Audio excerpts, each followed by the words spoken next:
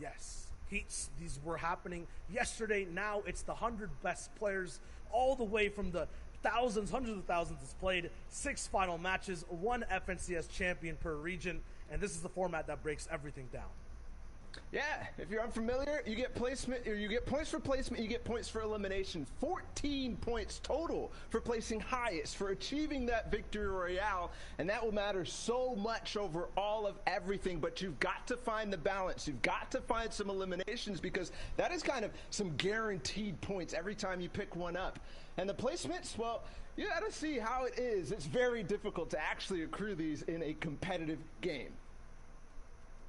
Right, man. 100 of the very best will clash and battle it out. Now, of course, what's on the line here? The Axe of Champions will be that trophy that they can take into game and let the others in the lobby recognize them as a champion, but also take a look at your prizing breakdown here. $80,000 for first place. And of course, everyone that has made it this far will walk away with something, which is awesome to see. And I mean, even if they were to place, say, last, you still have to recognize these are 100 of the best players in EU. Make sure to recognize them for their skill. Here is an overall breakdown of EU. $800,000 available there, and then NA East, which we will be back for later. And don't forget, we have other regions breaking down there as well, which we will take a look at in a moment. But real quick, guys, I gotta talk about something that's near and dear to my heart, and that's Batman. Genius, Batman. Genius comes in many forms. Whether you're dangerously funny, creating havoc with wild plants, or flooding the island with your best intentions, it often comes along with a companion, madness. Become everyone's nemesis with the Last Laugh bundle featuring the Joker, Poison Ivy, Midas Rex, matching cosmetics, and 1,000 V-Bucks. You can pre-order the bundle through your favorite retailers, and it will be available on November 17th. So definitely check out the blog for all the details.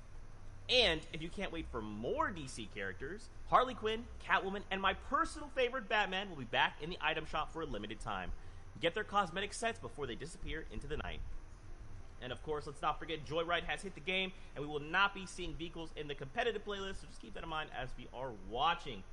Now guys, I did kind of touch on it just a moment ago. We do have those other regions that are facing off. We should probably check it with OCE and see how things are going. Yeah, I think we should for sure, because the competition over there was a preview of everybody else. These guys got the first taste of the Grand Finals action, and if you watched last night, it was certainly nice. And we got to award our first Axe of Champions. Yep, the axe is given out all the way towards the winner, and this man's going to be having that pickaxe to use towards the entire next season. It's going to be awesome to see. The winner of OCE overall was, of course, Jinx, RNG, Jinxie Fishy, and total points of 75, the Oceanic champion. What a run that he had above the rest. Yeah, it was ridiculous. And this man was contested, too. For yours unfamiliar with what that means off spawn, when he dropped, there was somebody fighting him, which means that it's very difficult to do what he did. But 75 points. And something else to note about Jinx, this is a man of stature, somebody who has won the previous FNCS, so he was already holding on to that Axe of Champion. He gets to maintain going into this season. Winners stay winning because as well, from second place all the way down to 10th, very familiar names. Refalse, Asfit, Rax, Worthy all the way up to second, Zore, Leia, Moose, Link at 7th, and then Fresh at 6th, who was playing so phenomenally over during the day. Had some help as well from chat, as well as Arab coaching him throughout the entire process. Past that, too, on the second place of Oceania, 11th down to 20th place. It is the same names we keep seeing, but look how close it was overall. Look at the prize money these guys got broken down. 40 points down to 36. Mountain holding 11th. RBK, I don't know, which is Volks holding down all the way to the 20th slot. Such a close competition, and this is going to be a nice identifier here as we get ready for EU. I mean, watch these point thresholds. Look at how close that is. We will more than likely see this in EU unless someone decides to break away. With that being said, though, Asia also has a champion. Fram #1 holding down that #1 spot, 47 points. No victorials, but 11 elimination and an average placement of 25th. That in itself is a statement to be made, and now he will hold the Axe of Champions high.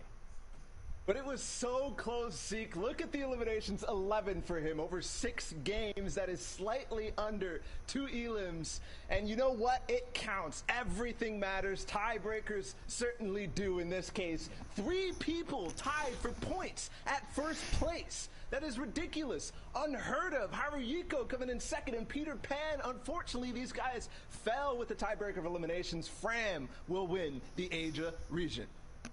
Still, another tiebreaker back-to-back, 44 points, 4 ways through, from third all the way down to 7th place. That is insane to see.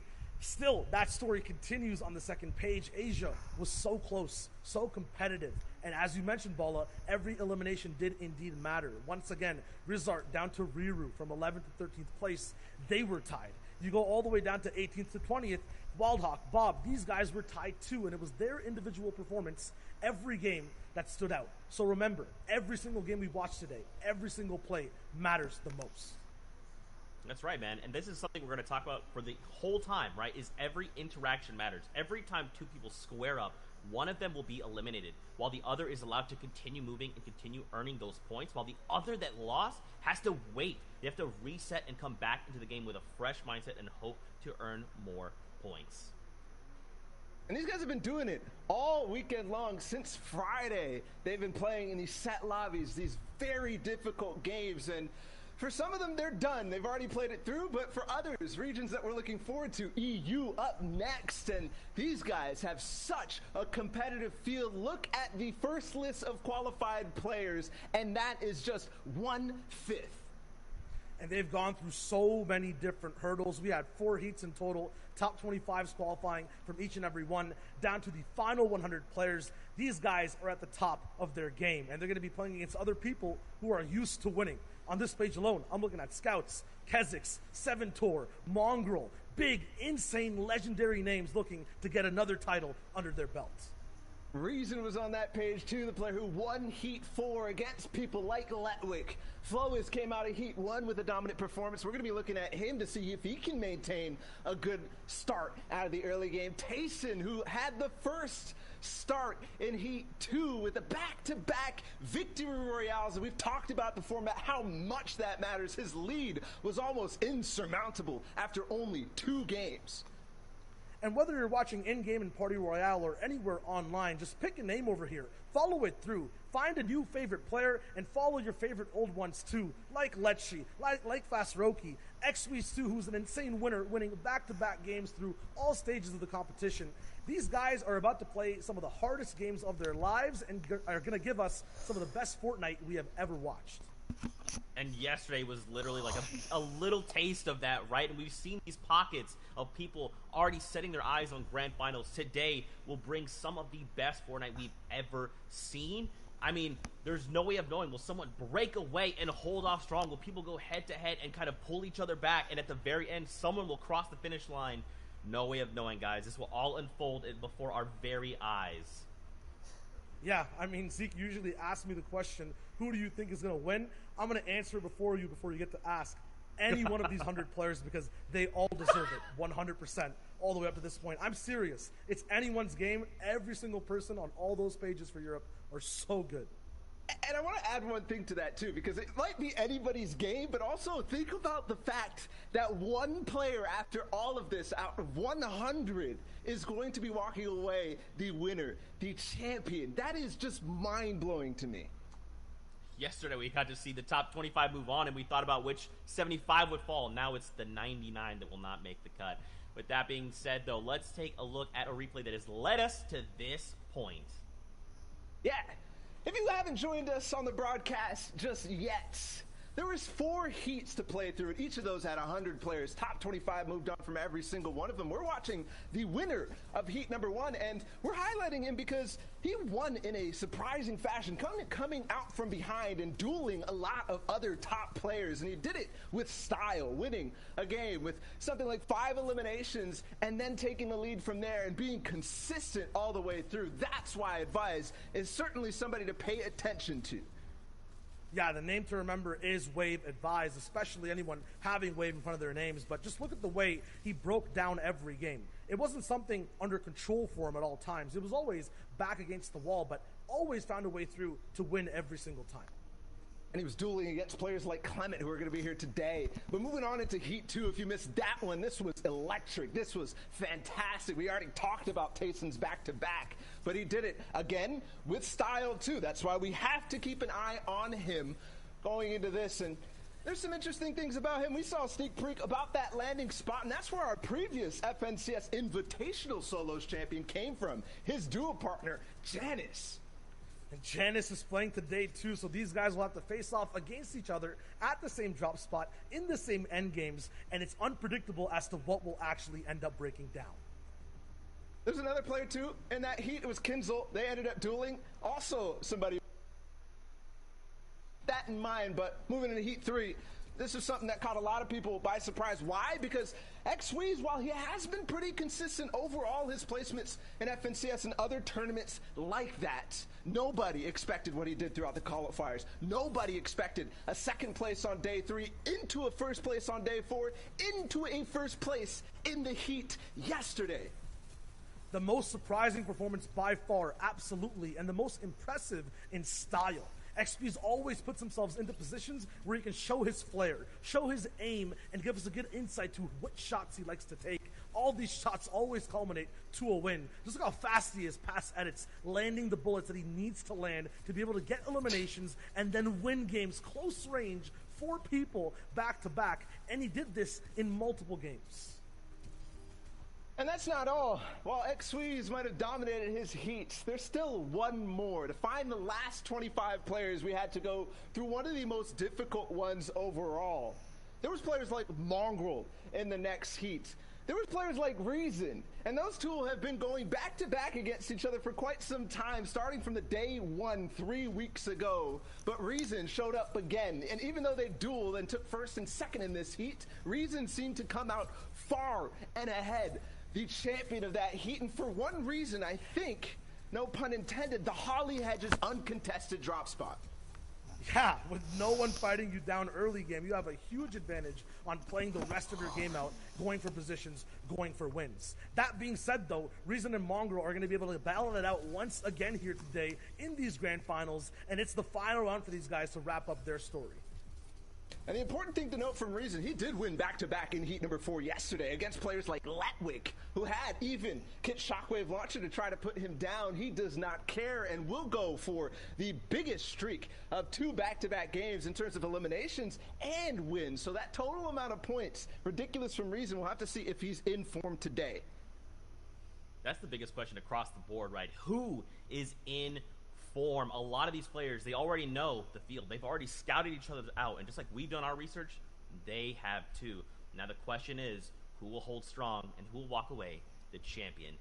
With that being said, guys, it is time to get into the first game of the day here in EU. So let's get ready to toss it over to our casters. We've got Clay Staling and Sundown to take us through all the action. Gentlemen, over to you.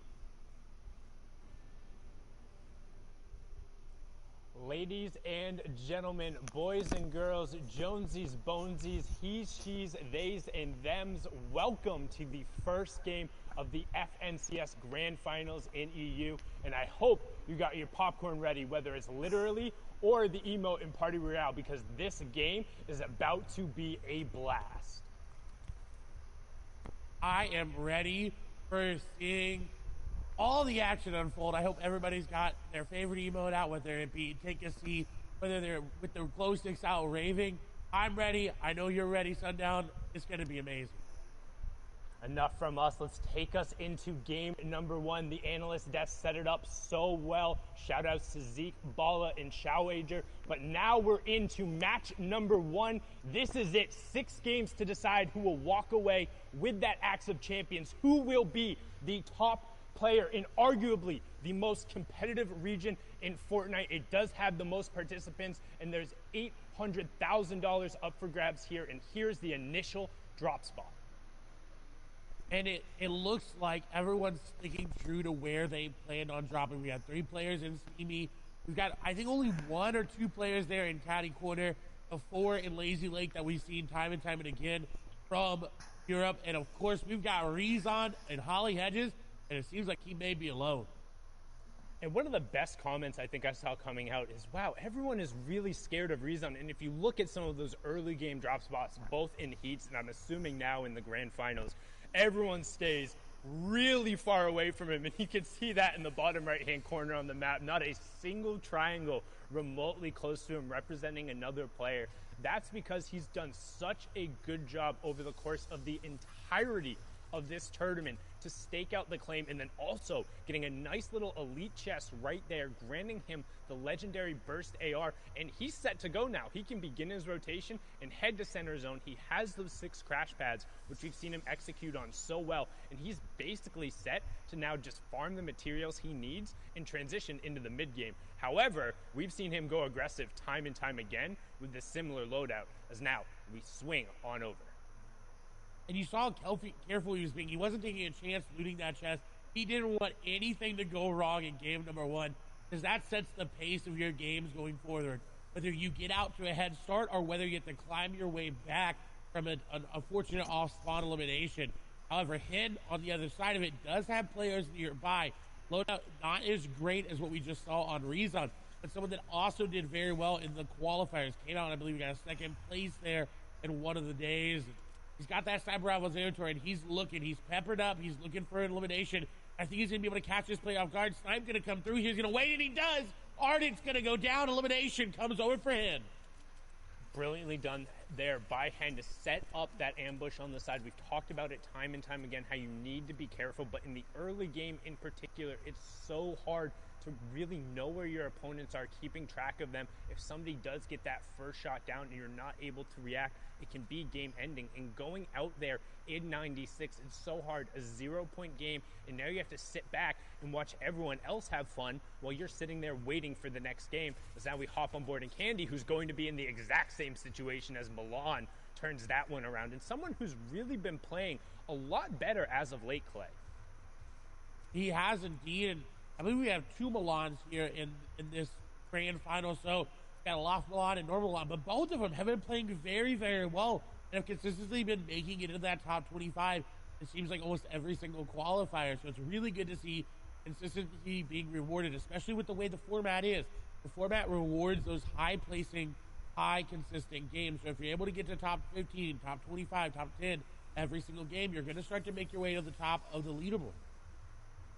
And that's what the goal is for the end. We talked about so much yesterday how it's, hey, top 25 is all that matters. Well, here, everyone wants to be number 1. You have to walk away with that top spot. It's a solos competition if you want the grand prize in the Axe of Champions and all the clout that comes with saying, hey, I am the best player in my region after the weeks of qualifiers and then coming down to this. And Mr. X, who had a beautiful run yesterday to even get him here. The miracle back-to-back-to-back elimination.